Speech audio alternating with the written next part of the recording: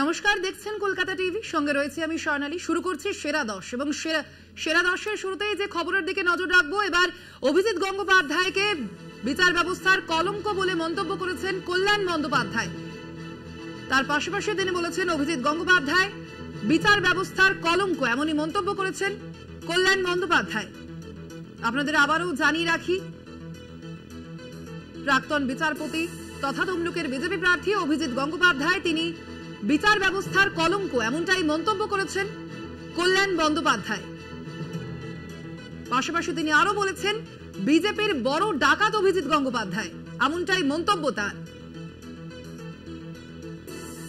আইন ব্যবস্থার কুলাঙ্গার অভিজিৎ গঙ্গোপাধ্যায়, এমনটাই মন্তব্য করেছেন কল্যাণ বন্দ্যোপাধ্যায়। আপনারা জানেন আজই এসএসসি 2016-র যে নিয়োগ প্রক্রিয়া তা বাতিল করার নির্দেশ দেওয়া হয়েছে কলকাতা হাইকোর্টের পক্ষ থেকে, এবং তার পরবর্তীতেই একাধিক মন্তব্য করেছেন বিচারপতি অভিজিৎ গঙ্গোপাধ্যায়, এবং সেই মন্তব্যের পরিপ্রেক্ষিতেই এবার অভিজিৎ গঙ্গোপাধ্যায়কে বিচার ব্যবস্থার কলঙ্ক বলে মন্তব্য করেছেন কল্যাণ বন্দ্যোপাধ্যায়।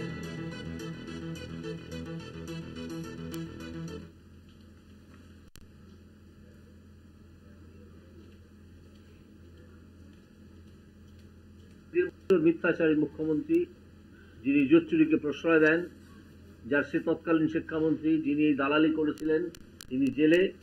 তার যদি বিন্দুমাত্র লজ্জা বলে কোনো জিনিস থাকে, এক্ষুনি তার পদত্যাগ করা উচিত, এবং এখন থেকে এই নির্বাচন রাষ্ট্রপতি শাসনের আওতায় রাখা উচিত। আরো কঠোর হয়েছে ডিভিশন বেঞ্চ, আরো কঠোর হয়েছে। যতটা কঠোরতা আমি দেখাতে পারিনি, এবং আমি মনে করছি ডিভিশন বেঞ্চ অত্যন্ত উপযুক্ত কাঠিন্যের সঙ্গে সব দিক বিচার করে একটা রায় দিয়েছে, এবং এতে আমি অত্যন্ত আনন্দিত। তবে আজকে আনন্দ প্রকাশের দিন নয়, কারণ এই জোচ্চোরদের অধীনে আমরা আর থাকতে চাই না। না, কোনো স্বস্তির বিষয় নেই।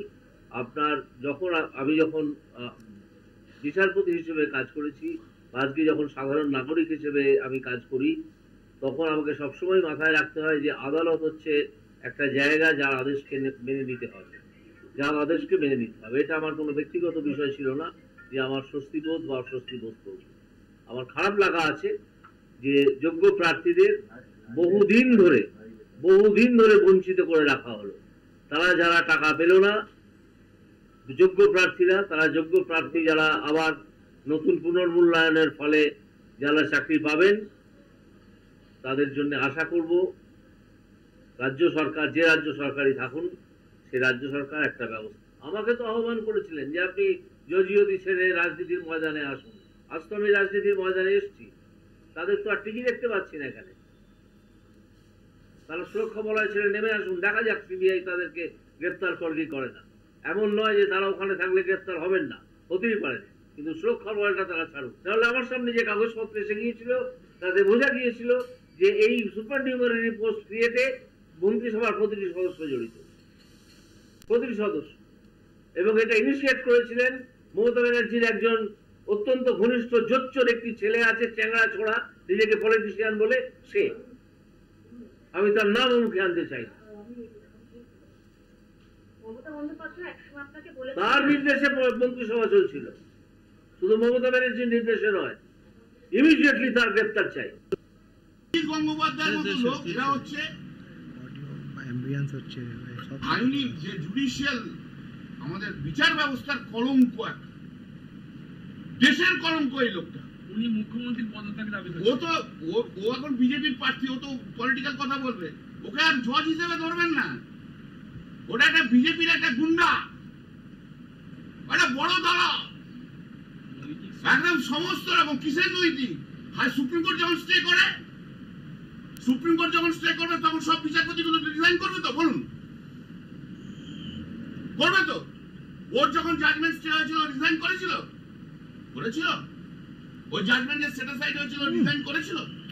ওই যে 34,000 লোকের প্রাইমারি টিচারের চাকরি খেয়েছিল, সুপ্রিম কোর্ট থেকে যে সব স্টে হয়ে গেল, সেটা সাইড করে দিল ওর অর্ডার। কি ও রিজাইন করেছিল নৈতিকতার কারণে? করেছিল? করেনি তো, ও করেনি তো। ওর মুখে কোনো জ্ঞান মানায় না। ওটা একটা অপদার্থ, কুলাঙ্গার, ভারতবর্ষের আইনি ব্যবস্থার কুলাঙ্গার ওটা। সেরা 10-এ এখন সময় একটা ছোট্ট বিরতির। ফিরছে আর অন্যান্য খবর নিয়ে সঙ্গে থাকুন। ফিরলাম বিরতির পর, দেখছেন সেরা 10। সেই মুহূর্তে যে খবরের দিকে নজর রাখবো, আগামী যে দ্বিতীয় দফার ভোট রয়েছে বঙ্গে, সেই ভোটের জন্য 272 কোম্পানি কেন্দ্রীয় বাহিনী মোতায়েন করা হবে এবং সব থেকে বেশি কেন্দ্রীয় বাহিনী দেওয়া হয়েছে দক্ষিণ দিনাজপুরের জন্য। এই বিষয়ে আরো বিস্তারিত জানবো। ফোন লাইনে রয়েছেন আমাদের প্রতিনিধি সত্যসুন্দর ভট্টাচার্য। সত্যসুন্দর, কি জানা যাচ্ছে নির্বাচন কমিশন সূত্রে?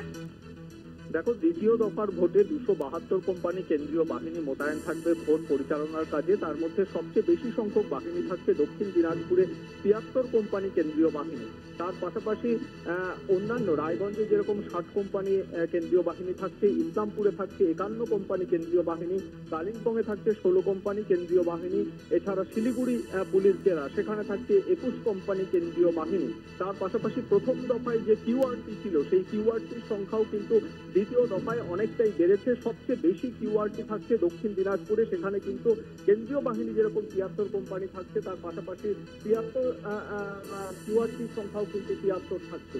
ফলে সব মিলিয়ে প্রথম দফার তুলনায় দ্বিতীয় দফায় কিন্তু কেন্দ্রীয় বাহিনীর সংখ্যা অনেকটাই বাড়বে। একদমই ধন্যবাদ তোমায়। আমরা কথা বললাম আমাদের প্রতিনিধি সত্যসুন্দরের সঙ্গে।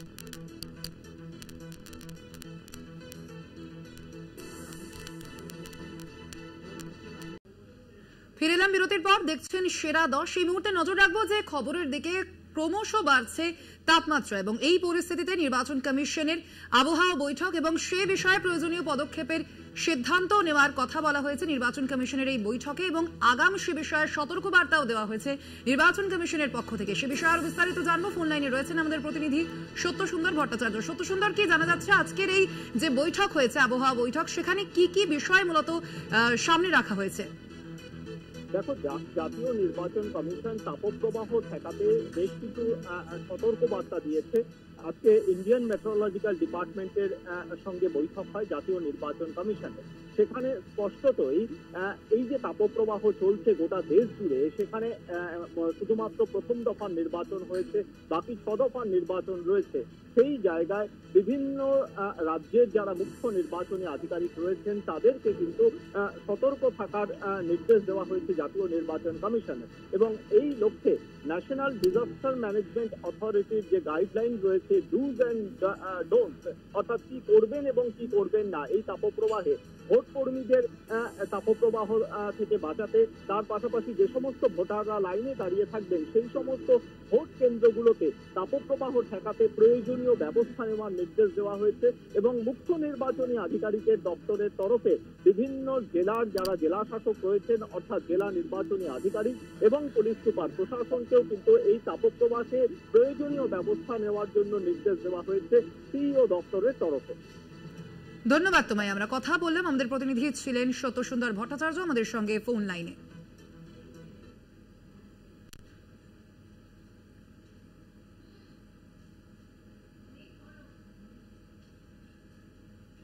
সপ্তাহের শুরুতেই শুভেন্দু অধিকারী বোমা ফাটানোর কথা বলেছিলেন। এসএসসি মামলায় রায় কি সেই বোমা বিস্ফোরণ?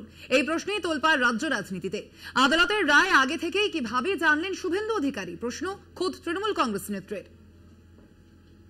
আগামী সপ্তাহের শুরুতে এমন একটা বোম পড়বে, তৃণমূল বেসামাল হয়ে যাবে। গদ্দারা যখন বলছেন বোমা ফাটাবো, আমি বলি আগে একটা কালী পটকা ফাটা। বোমা তো তোদের বিরুদ্ধে আমরা ফাটাবো। ভোটের মুখে শুভেন্দুর বিস্ফোরণ হুঁশিয়ারি, যাকে ঘিরে জোর চর্চা। এরই মধ্যে সোমবার এসএসসি মামলায় রায় দিয়েছে কলকাতা হাইকোর্ট। প্রায় 26,000 জনের চাকরি বাতিল হয়েছে, যা নিয়ে তুঙ্গে রাজনৈতিক চাপানুতোর। প্রশ্ন উঠছে, এই বিস্ফোরণের কথাই কি বলেছিলেন বিরোধী দলনেতা? নিয়োগ দুর্নীতির রায়ে ভোটের মুখে আদালতে ধাক্কা খেয়েছে রাজ্য। অস্বস্তিতে শাসক দল তৃণমূল কংগ্রেস। আদালতের রায়কে হাতিয়ার করে তৃণমূলকে নিশানা করেছেন পদত্যাগী বিচারপতি অভিজিৎ গঙ্গোপাধ্যায়। আদালতের এই রায় নিয়ে আসরে নেমেছে বামেরাও। আদালতের রায়কে চ্যালেঞ্জ করে সুপ্রিম কোর্টে মামলা করতে চলেছে school service commission. Kolkata TV. সেরা 10 আজ এ পর্যন্তই। দেখতে থাকুন কলকাতা টিভি, রাত দিন 7 দিন।